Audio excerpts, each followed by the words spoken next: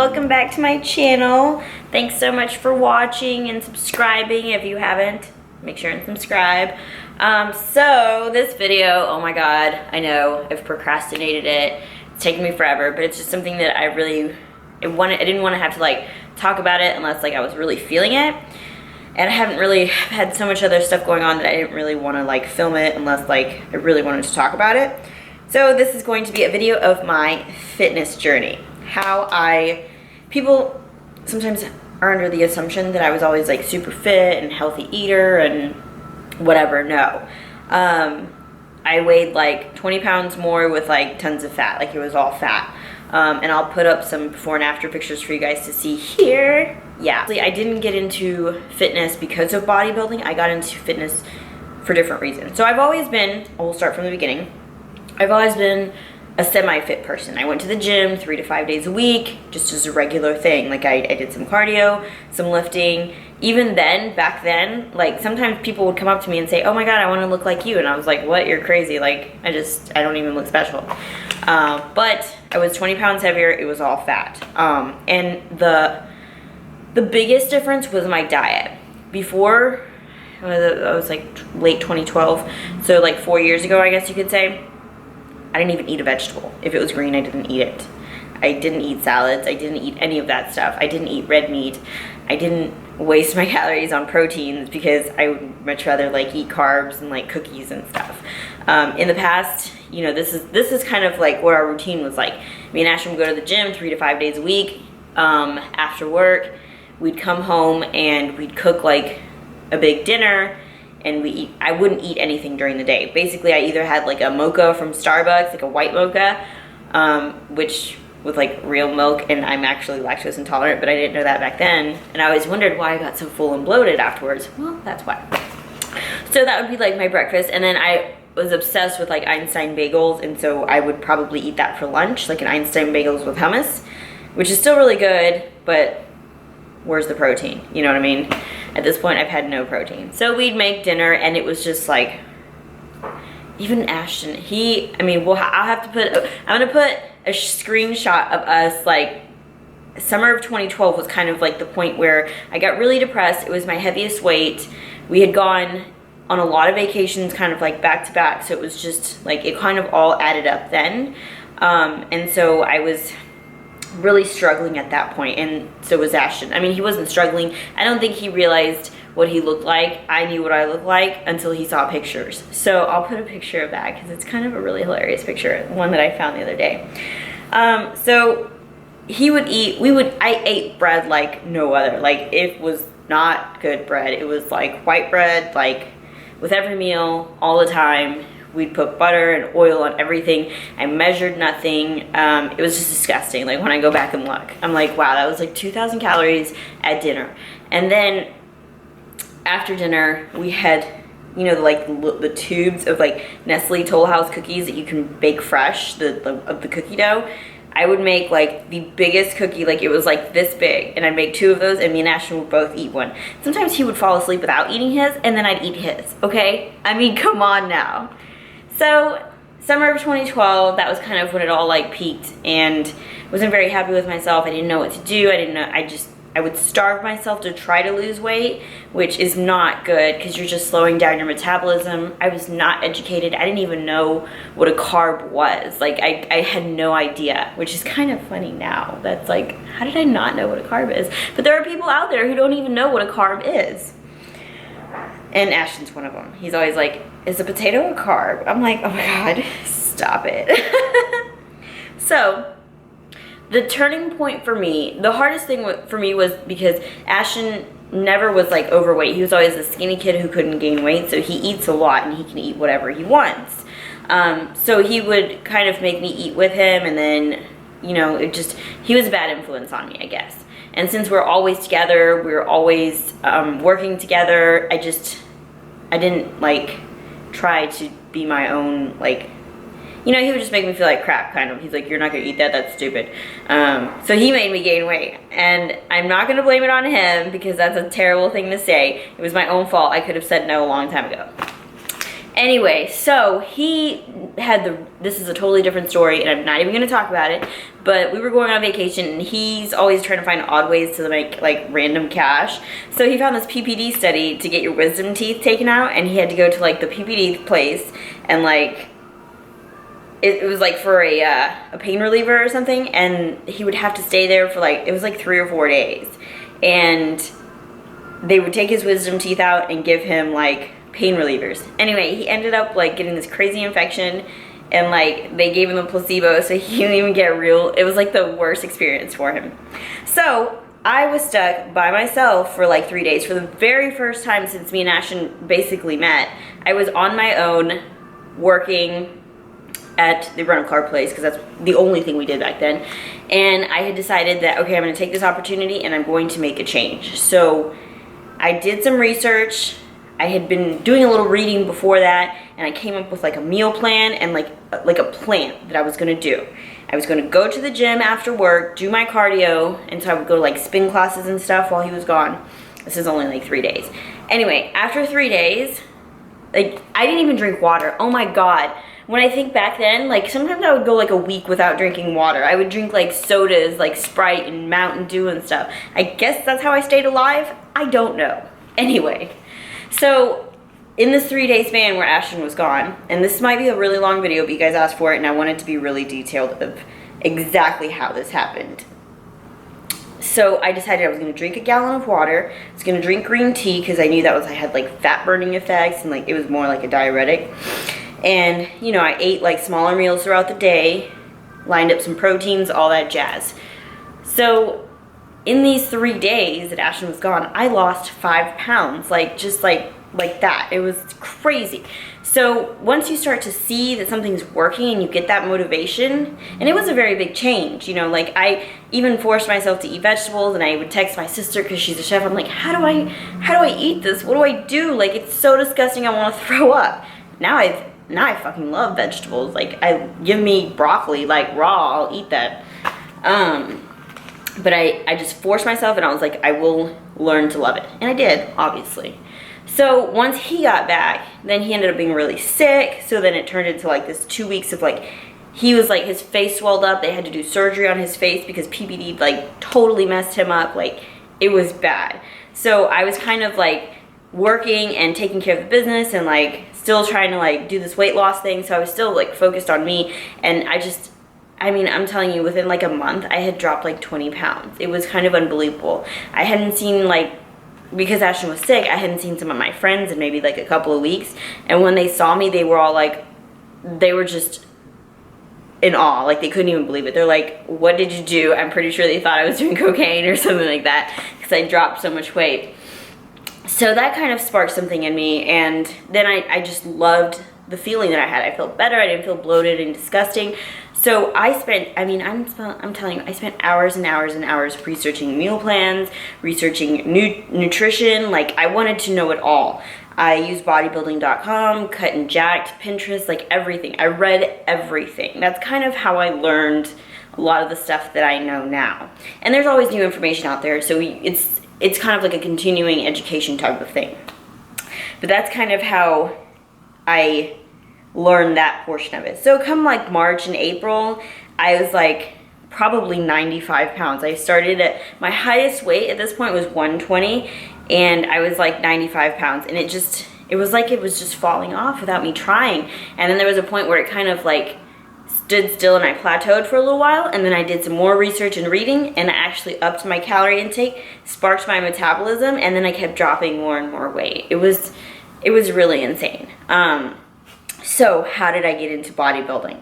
Okay, so me and Ashton decided, I guess kind of like, he decided he was going to lose some weight too and whatever. So we bought P90X. I forget why. I think it's because we just didn't want to go to the gym or something like that. So for 3 months, he only did it for maybe like a few weeks because he really hated it. We would come home from work at like 6:30, drive all the way to Buda, and it was so hot outside at this point, and we would do P90X for 45 to 60 minutes. And that's kind of how I felt. Like, what happened was, I guess I knew how to work out. I wasn't like I was familiar with the gym. I wasn't creative, I guess you could say. It was just the typical machine type stuff. So with P90X, I noticed, like, I kind of remember like that moment where it kind of sparked, and I was doing push-ups and I look to the side and I see my arms and I'm like, oh my God, like you could see that definition, the shoulder and the bicep cuts, and I was like, I love this. I'm addicted. I want my arms to look like this. So then what led me into bodybuilding, you ask? Are you asking? I'm going to tell you. So this is kind of funny because I got into bodybuilding before it got to be what it is today. Like, I feel like any girl in a bikini is a competitor or calls herself a competitor. And that's really annoying because now the shows are like way bigger than they should be. And most of these girls are just doing it because it's a cool thing to do. They're not really into it. You know, they go and they drink the night before. They're not, you know, they're making it harder for us people who really love this sport. So back then, people didn't even really know what it was. It was just coming out, and bikini was relatively new. So my friends were like, you're doing bodybuilding? Like, what is that? They're like, well, I'll support you, but I think it's really dumb, and you look manly, and whatever. Like, I got it from everybody. And I didn't care. You know, it's what I wanted to do. So how did I get into it? Pinterest. Not even a joke. I kept seeing, like, I think it was pictures of, like, Amanda Latona and stuff. And I was like, man, what is this? Like, this is so awesome. And I would show Ashton pictures of it, and he's like, oh, I don't think you should look like that. You should never look like that. Now I'm like 20 times more shredded than that. But, so I was like, okay, I did my research. I read up on it. I kind of said, okay, I think I want to do this, but before I actually say I'm going to do it, I'm going to try out a plan and see if I can stick to it. If I can stick to it, then I'm going to prep for a show. So I took a plan. I made my own meal plan and workout routine, all that stuff. And I followed it for 4 weeks, and I was like totally hooked at that point. Like, I loved the science behind it. I loved what you could do, how nutrition like changed your body, and it was just amazing. I dabbled with carb cycling. I did a lot of It Fits Your Macros back then. I just kind of I learned it and made it up all on my own. It was so fun. I was addicted, basically. So I prepped for my first show, which was in the fall of 2013, in I think it was like September or something. Yeah, it was like a week after my birthday. So I did that show, and I'm so shy. I don't talk to people. I black out when I have to do like a presentation. When I was in school, sometimes I would like hyperventilate, and like I would just totally black out if I did a project in front of people. Like, that was not me. So that was my biggest struggle. I was like, really want to do this, but I might pass out or something on stage. And in the beginning, I'm gonna tell you, even up to like maybe like a year ago, I totally blacked out when I went on stage and had no idea what happened. So that's kind of been the biggest struggle for me is stage presence. Now I've got it down. Now I feel 100 times more comfortable about it. And every time I go up on stage, it's just way better. So I competed in my first show. I think I got like second call-outs or something. And I look at those pictures in the posing, and I'm like, oh my God, like, I don't want to see. But we all have to start somewhere. So I was totally addicted. I competed again like 2 months later at the Texas State Naturals here in Austin. And then I went into like an off season, and I gained maybe like 7 pounds or something like that. Still working out, and I had total plans of like doing a whole competitive year. So in March of 2014, I competed at the Phil Heath Classic. I did terribly. Like, I placed dead last. So I decided that I would join a team because I thought maybe that would help like with popularity and like connections and networking. So I joined Bombshell at that point. Joined Bombshell in April, and then competed like a week later. I was not ready to go on stage. I was not lean, but I placed 4th. In Texas, they like a fuller bikini body, and I was full. I was kind of fat, actually. But I got 4th place, and that qualified me for Team U. So I ended up doing Team U with my friend Marcy. Me and her were doing it just to do it. You know, we were like, well, if we plan on doing this and want to get our pro card, we have to start going to the national shows and getting recognized. We went there with 0 expectations, and we I mean, I've never prepped so hard. I've never prepped so hard. I've never given my 110%. And mind you, when I was doing this, I was on Bombshell, which is 5 million hours of cardio, no food, and the lifting routine is like over an hour long.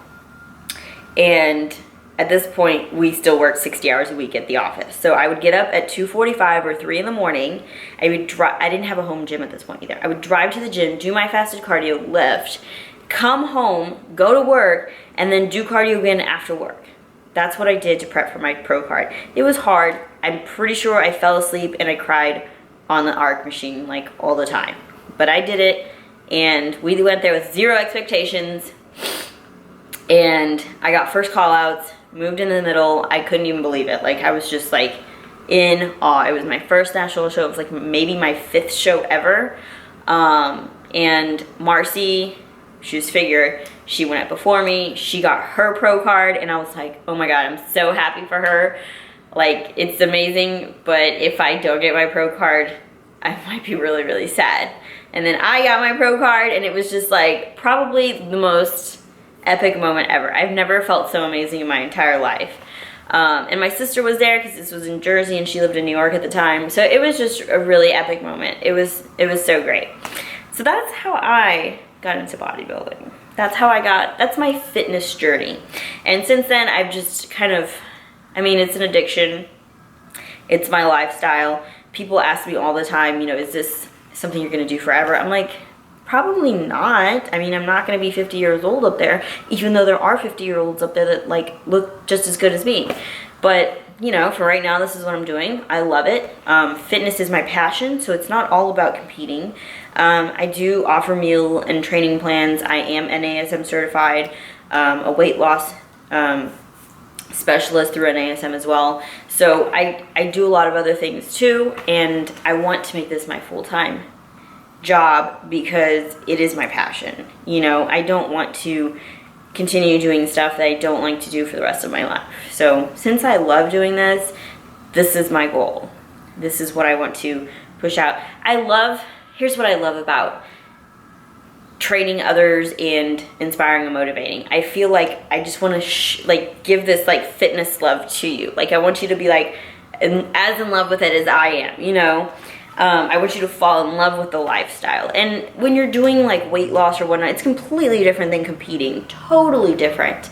But it's still like a different lifestyle because you can't just, it's not a diet. You got to change your lifestyle to have permanent weight loss.